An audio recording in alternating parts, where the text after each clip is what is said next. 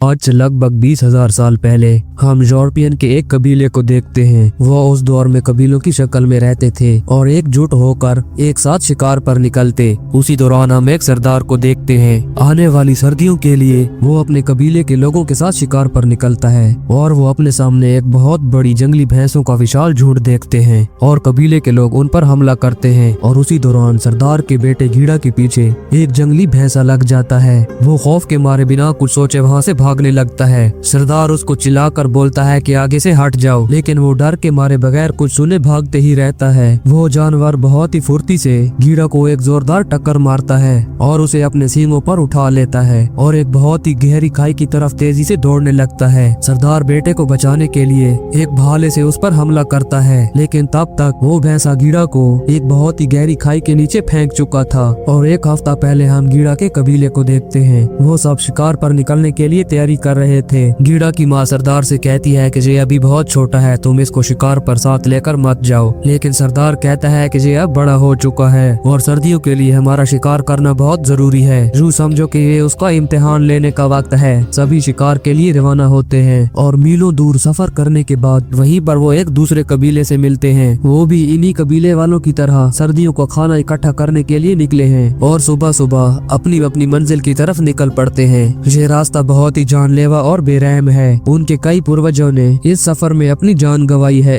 और वहीं पर वो पत्थरों से बने निशान को देखते हैं जो एक दूसरे के ऊपर रखे होते हैं। दरअसल वो उनके पूर्वजों ने बनाए थे और कुछ आगे उनको वही निशान फिर से नजर आते हैं और जिस जगह पर उनके पूर्वज अपनी जान गंवा देते थे वो उसी जगह पर वैसा ही निशान बना देते थे जो उनकी जात को जाहिर करता था। कुछ आगे जाने के बाद वो एक जंगली सुअर को देखते हैं और उसको भाले से जख्मी कर देते हैं। सरदार बेटे से कहता है कि तुम इसको मारो, लेकिन उसका दिल बहुत ही नरम होता है और उसके हाथ कांपने लगते हैं और सरदार उससे खंजर छीन लेता है। और सरदार गुस्से के आलम में घीड़ा से कहता है कि तुम इतने डरपोक निकलोगे मैंने कभी सोचा नहीं था। लगता है तुम जंगल के नियम से नावाकिफ हो। तुम्हें शायद मालूम नहीं कि जहाँ पर जिंदा वही रहता है जो ताकतवर है और जहाँ पे कमजोर का नामो निशान तक नहीं बचता। रात को वो एक जगह पर खाना खा रहे थे और अचानक एक शेर आता है और एक लड़के को उठा ले जाता है। सुबह उसकी याद में वो लोग वैसे ही एक पत्थरों का निशान बना देते हैं और आगे का सफर करते हैं। उसी सफर के दौरान वो एक जंगल से गुजरते हैं। वहाँ पर भी उनको कोई शिकार नहीं मिलता और वो एक गुफा में आराम करते हैं और सरदार घीड़ा के हाथ पर कुछ स्टार्स का एक निशान बनाता है और घीड़ा से कहता है कि तुम ये रात को देखोगे तो तुम्हें ये स्टार आसमान में नजर आएंगे और रास्ता भटक जाने पर इनकी मदद से तुम घर ढूंढ सकते हो। और अगली सुबह उनको उन जंगली भैंसों के पाँव के निशान नजर आते हैं और वो उनको सामने देखते ही उनका शिकार करने लगते हैं। और ये वही जगह है जहाँ पर घीड़ा उस खाई में गिरता है और घीड़ा गिरने से पहले एक पत्थर को पकड़ लेता है और सरदार चिल्लाकर कहता है कि हिम्मत मत हारो। लेकिन अचानक वो पत्थर टूट जाता है और घीड़ा पत्थरों से टकराता हुआ बहुत नीचे तक गिर जाता है। और सरदार बेटे को बचाने के लिए नीचे जाना चाहता है, लेकिन कबीले के लोग उसको रोक लेते हैं क्योंकि वो कबीले का सरदार है और उसने कबीले को भी संभालना है। और वो उसी जगह पर अपने बेटे का दिन रात इंतजार करता है और अगली सुबह कुदरत का लिखा मान लेता है। वो अपने बेटे की याद में उन्हीं पत्थरों के साथ एक निशान बनाते हैं और अपने शिकार को लेकर वापस कबीले की तरफ निकलते हैं। उनके जाने के बाद हम घीड़ा को देखते हैं जिसका शिकार करने के लिए एक गिद्ध आता है और वो उसको नोचने लगता है और अचानक घीड़ा की आंख खुल जाती है। वो उस गिद्ध को पकड़कर उसे मारकर चट्टान से नीचे फेंक देता है। वो चिल्लाकर अपने बाप को आवाज देता है, लेकिन कबीले के लोग तो वहाँ से जा चुके थे और घीड़ा बहुत ही हिम्मत करके वहाँ से ऊपर चढ़ने की कोशिश करता है, लेकिन उसका पाँव बुरी तरह जख्मी हो चुका था और नीचे बहुत ही गहरी खाई होती है और घीड़ा वहीं पे हिम्मत करके रुका रहता है। और कुछ देर बाद वहाँ पे बारिश शुरू हो जाती है। वो बारिश बहुत तेज होती है जिसकी वजह से वो खाई नदी में तब्दील हो जाती है और घीड़ा का हाथ फिसलता है और वो उसी खाई में गिर जाता है। उस पानी की वजह से उसकी जान तो बच चुकी थी, लेकिन वो बहुत जख्मी हो चुका था। वो टूटे हुए पैर को लकड़ियों के साथ बांधता है और हिम्मत करके अपनी पहली जगह पर पहुँचता है। और वहाँ पर पहुँचते ही वो बहुत उदास होता है क्योंकि उसके कबीले वालों ने उसको मरा हुआ समझकर उसकी याद में वैसे ही पत्थरों का निशान बना दिया था। और पूरी रात वो एक सूखे पेड़ पर गुजारता है और सुबह प्यास के मारे वो नीचे उतरता है और अपने सामने बहुत ही खतरनाक भेड़ियों को देखता है और वो जान बचाने के लिए पेड़ की तरफ भागता है। वो जैसे ही पेड़ पर चढ़ने लगता है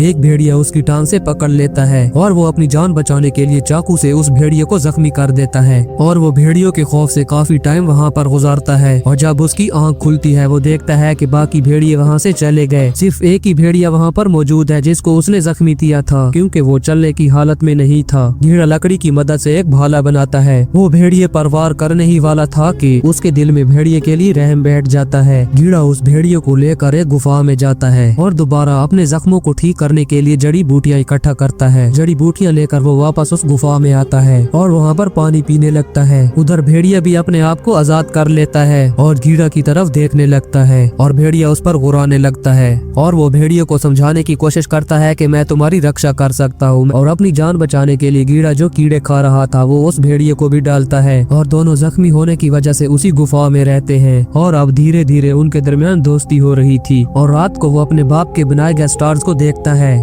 और अपने घर का रास्ता ढूंढने की कोशिश करता है। अगली सुबह वो भेड़िए को समझाने की कोशिश करता है कि तुम यहाँ से चले जाओ, मैं भी अपने घर जा रहा हूँ। और ये कहते ही गीड़ा वहाँ से निकलता है। वो थोड़ा आगे जाता ही है कि वो भेड़िया उसके पीछे पीछे आता है। वो बहुत कोशिश करता है कि वो वापस चला जाए, लेकिन भेड़िया उसकी जान नहीं छोड़ता क्योंकि ये बहुत ही वफादार जानवर है। और उसी दौरान वो दोनों एक सूअर को देखते हैं और भेड़िया उसका शिकार करने के लिए दौड़ता है, लेकिन वो नाकाम होता है। शायद वो थोड़ा जख्मी है इसलिए। और गीड़ा को एहसास होता है कि ये बहुत भूखा है इसलिए ऐसा कर रहा है और वो उसको वही कीड़े देता है जो उसने पहले खाए थे। और गीड़ा की ये रहमदिली एक दिन उसके बहुत काम आएगी क्योंकि भेड़िया एक बहुत ही वफादार जानवर है और भेड़िया एक खरगोश का शिकार कर लेता है। वो दोनों मिलकर उसे खाते हैं और उसी जगह पर आराम करते हैं। और सुबह होते ही भेड़िया गीड़ा को जगाने की कोशिश करता है। उनके दरमियान काफी दोस्ती हो चुकी थी। वो दोनों एक नदी में नहाते हैं और भेड़िया फिर से उसको मछली पकड़ कर देता है और गीड़ा उस भेड़िए को प्यार से अल्फा बुलाता है। और इसी तरह वो दोनों सफर में अपनी मंजिल भी ढूंढते हैं और शिकार भी करते हैं जिंदा रहने के लिए। तभी अचानक रात के वक्त उनके सामने एक और भेड़िया आता है और जैसे ही अल्फा उसके पास जाती है और वो भेड़िया अल्फा के परिवार का हिस्सा होता है और अल्फा उसके साथ चली जाती है और गीड़ा आगे का सफर अकेले करता है। उसी सफर के दौरान वो सामने देखता है कि कुछ भेड़िए शिकार खा रहे थे और उन्हीं में से एक अल्फा भी है। गीड़ा अल्फा की तरफ भागता है और बर्फ टूटने की वजह से वो नीचे गिर जाता है। दरअसल उसके नीचे एक नदी होती है जो ठंड की वजह से जम चुकी थी। अल्फा उसको देखते ही उसकी तरफ भागता है, उसको बचाने की कोशिश करता है और गीड़ा हिम्मत करके अपने चाकू की मदद से उस बर्फ को तोड़ता है और किसी तरह से खुद को बचा लेता है। और वो दोनों दोस्त अब फिर से एक साथ हो चुके थे। गीड़ा अपने आप को ठंड से बचाने के लिए वहाँ पर आग जलाता है और अगली सुबह वो आगे का सफर शुरू करता है और उसे अपने सामने एक छोटी सी झोपड़ी नजर आती है जिसके पास एक आदमी बैठा था। ये सब देखकर वो बहुत खुश होता है, लेकिन उसकी खुशी बेकार है क्योंकि वो आदमी वहाँ पर ठंड की वजह से